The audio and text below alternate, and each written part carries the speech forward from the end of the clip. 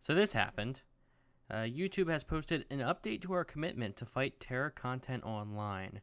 Now, the average person would probably look at that and think, oh, that's a good thing. I mean, who doesn't want to fight terror content besides actual terrorists? Except certain few of us with somewhat controversial opinions see this as an attack on us. Because, well, it is. They say a little over a month ago, we told you about the 4 new steps we're taking to combat terrorist content on YouTube. Better detection and faster removal driven by machine learning, more experts to alert us to content that needs review, tougher standards for videos that are controversial but do not violate our policies, and more work in the counter-terrorism space. Now, the one thing that really stands out there is tougher standards for videos that are controversial but do not violate our policies. Now, I have to ask, what's wrong with controversial videos? I mean, it's YouTube. If you find a controversial video you don't like, stop watching it. Simple as that.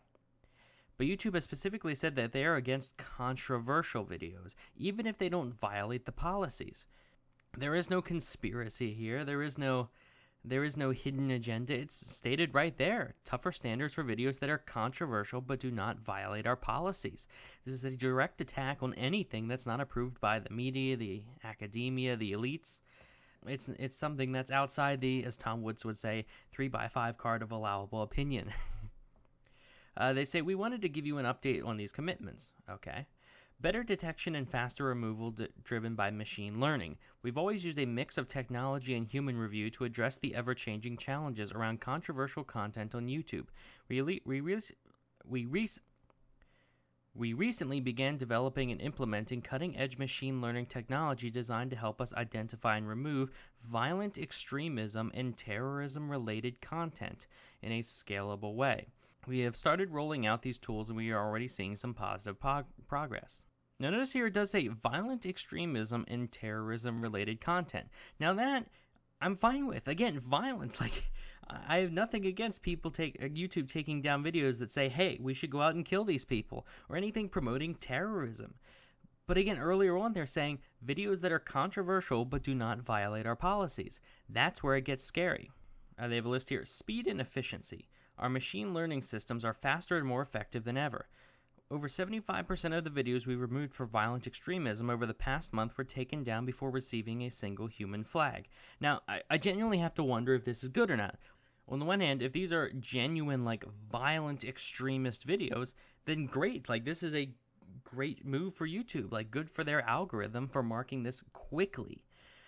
But then I have to wonder, if it's not receiving a single human flag, then are they removing just violent extremism? Or are they removing other things, just random controversial videos that humans would not flag at all? Is that why they're removing these videos before they're getting flagged? Because no person would actually flag them.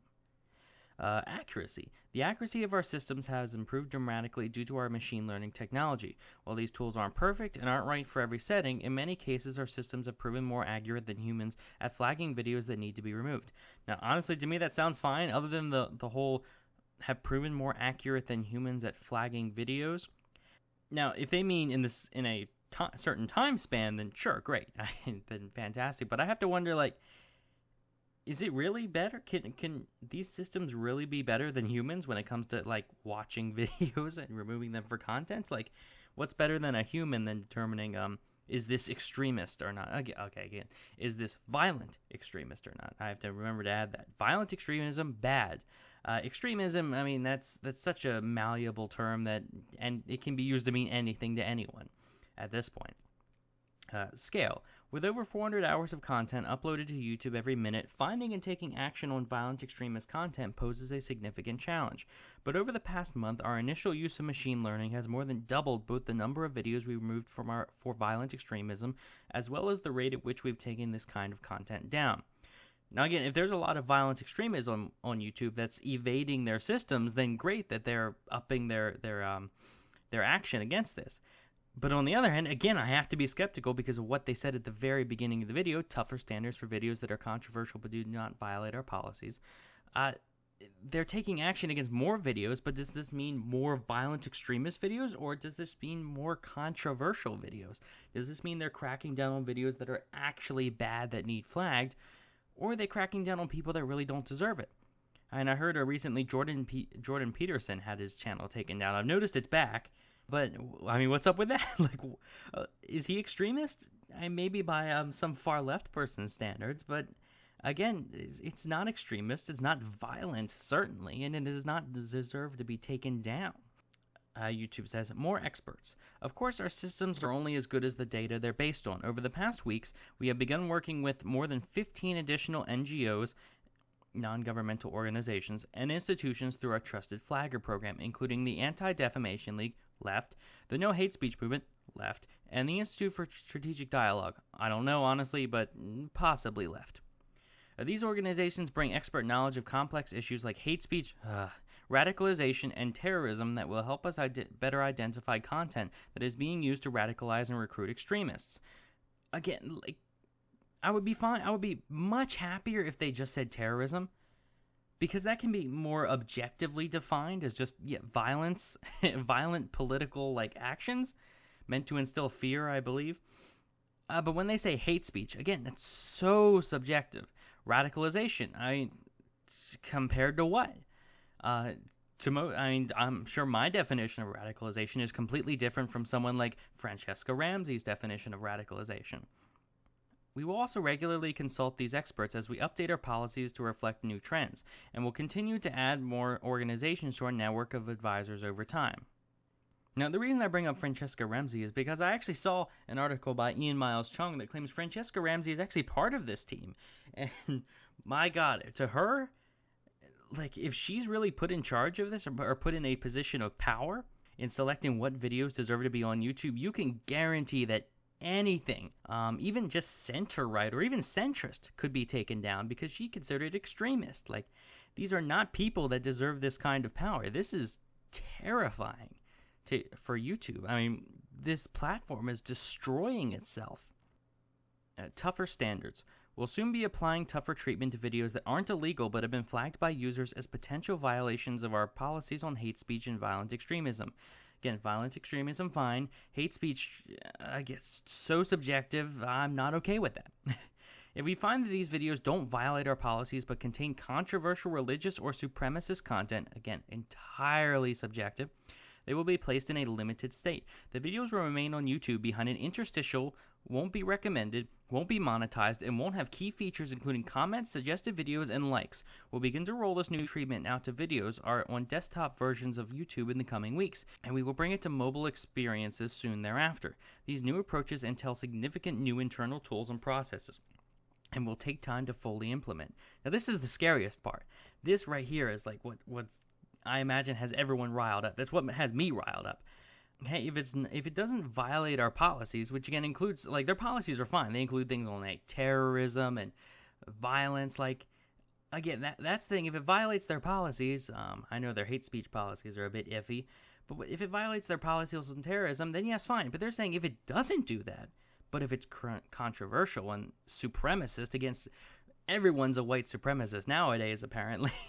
They're saying we have actual white supremacists in the White House. I mean, basically, if you're not radical, I hate saying radical. I can't say radical here in this. That's a bit hypocritical. But if you're not super far left, then you're pretty much a radical white supremacist from their standpoint.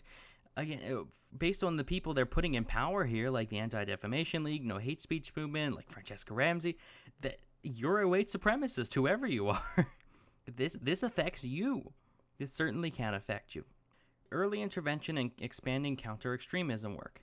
We've started rolling out features from Jigsaw's redirect method to YouTube. When people search for sensitive keywords to YouTube, they will be redirected towards a playlist of curated YouTube videos that directly confront and debunk violent extremist messages. We will also continue to amplify YouTube voices speaking out against hate and radicalization through our YouTube Creators for Change program. Just last week, the UK chapter of Creators for Change, Internet Citizens, hosted a 2-day workshop for 13 to 18-year-olds to help them find a positive sense of belonging online and learn skills on how to participate safely and responsibly on the Internet. We also pledged to expand the program's reach to 20,000 more teens across the UK. Again, they're saying that, if this is something that is... Again, they're saying violent extremist messages. So, again, if it's violent, then I have less of a problem with it. In fact, I'm okay with it. But is it really left at that?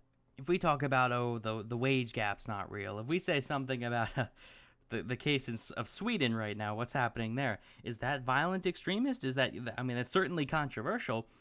Are they going to cut out all the content about the truth and instead just focus on, hey, this is why these people are wrong? They're just going to entirely give one side on this, and that is what they are stating right here, honestly.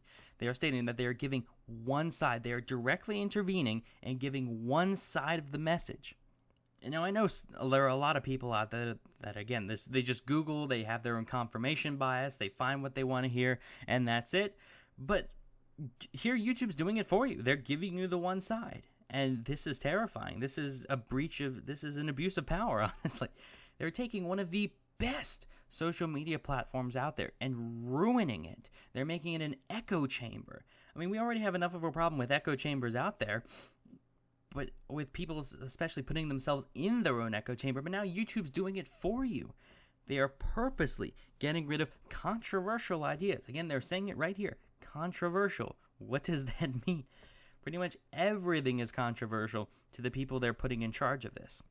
And one of the things to take away from all this is just follow your content creators across different social media platforms. Find the YouTubers you like and make sure you are following them on Twitter, Facebook, Minds, Gab, all these different platforms. Make sure you're bookmarking their home websites if they have one. I mean, if they get taken down randomly, like, this can't be the end of them. We need to make sure that we can still reach them however we want.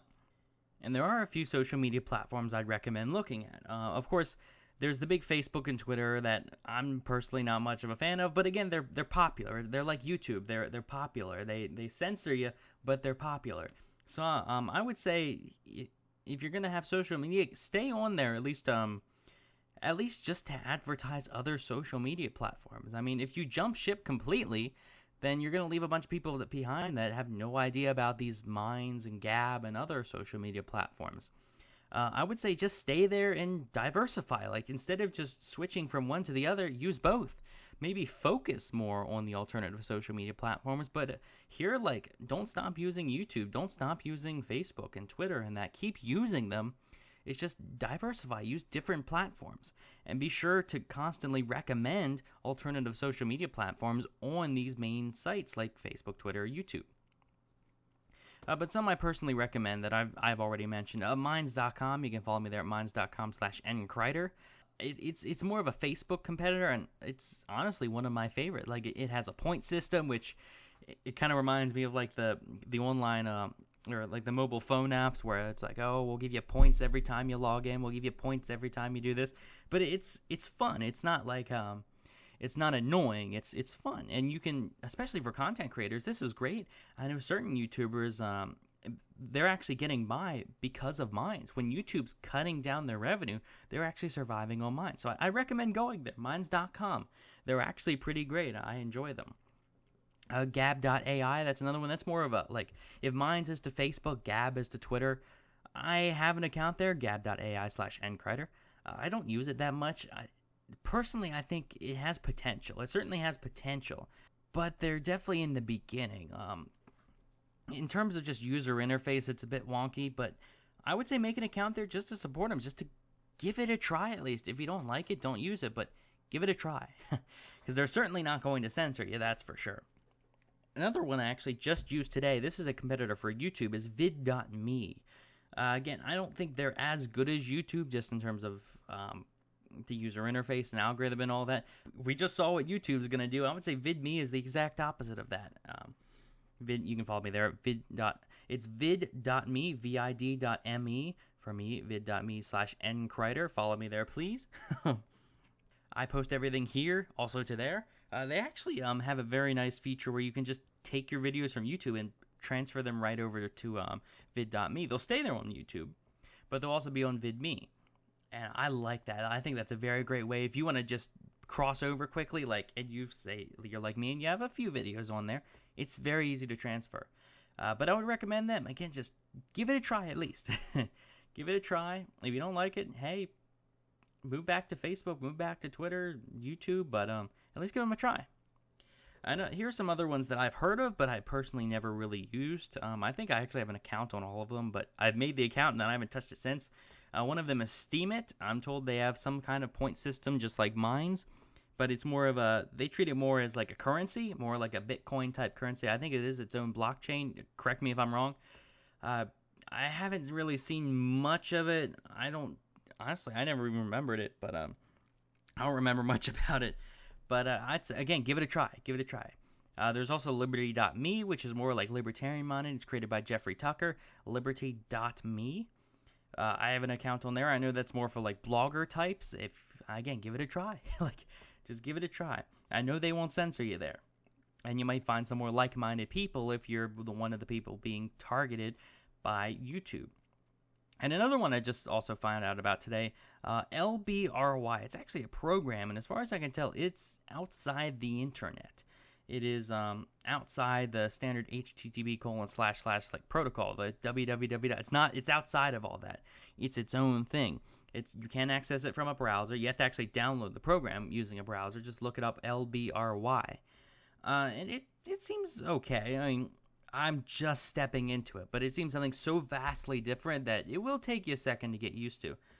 But I'd try it out. It looks interesting, I will say that. I'm not saying it looks bad. I'm just saying it looks interesting, and it'll take me a bit to get used to it. It'll be something that takes a bit to really understand, but I'd recommend it. Check it out. Check out these platforms. If YouTube's really cracking down, then we gotta take these other websites and make them big. Personally, I recommend Minds.com. We need to make these other websites big so people hear about them, so people will jump ship when Facebook, Twitter, YouTube, they start censoring. As far as I know, Minds, you can actually upload your own videos there just like YouTube. It just has a lot of other content as well. As I think Facebook, you can actually upload your own videos too. But check these out. At the very least, check them out. And of course, follow me on all of them. Shown right here. Give me a follow. I would appreciate that. But enough rambling. You know what's going on. This isn't going to get any better. It's going to get worse. YouTube's going to destroy themselves with their own censorship. And it's going to become an echo chamber. And I hope that at the very least we can find normal people. We can take the YouTubers out there that aren't political at all, like PewDiePie, like the gamer channels, like Markiplier. Take those people and hopefully bring them over to Minds as well. Because right now it's only the political people jumping ship because only they are under attack. But as things get worse, we want to make sure that these other people, these non-political people, have an option. That eventually make it to where Minds is so popular, and Gab and Vid, make it to where these websites are so popular that it is in the best interest of non-political people to expand here as well. We want to show that there is an audience here for them. So just at least make an account. Just try it, make an account. That's what you can do right now. That's the best thing you can do to fight back. You don't have to jump ship. And actually, I recommend you don't jump ship entirely. Just start spreading across these other social media platforms and give them a try. But thank you for watching.